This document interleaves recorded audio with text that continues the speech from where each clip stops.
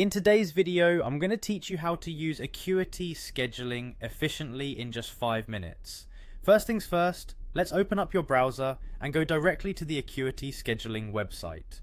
Once you're there, you'll notice the Login button prominently displayed on the top right corner of your screen. Go ahead and click on that. Now that you're on the login page, type in your email address carefully and click Next. If you're in a hurry and prefer a quicker login without a password, look for the option to continue with Google. Click on that and it will prompt you to select your Google account. Once chosen, this provides a seamless way to log in using your existing credentials. After you're logged in, you'll find yourself on the Acuity dashboard. From here, we're ready to start customizing your schedule. The next step is to create appointment types. Click on that option and you'll be able to add the specific appointment types that best suit your needs.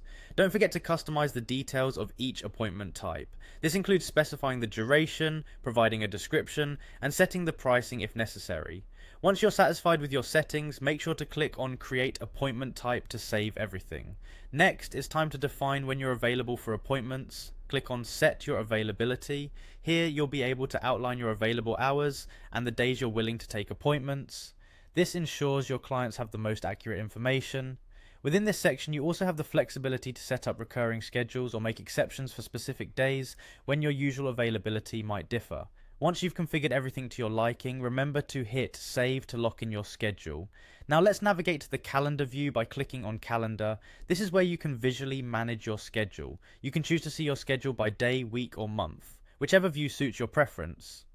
This view is particularly useful for managing not only appointments, but also any classes you might be offering.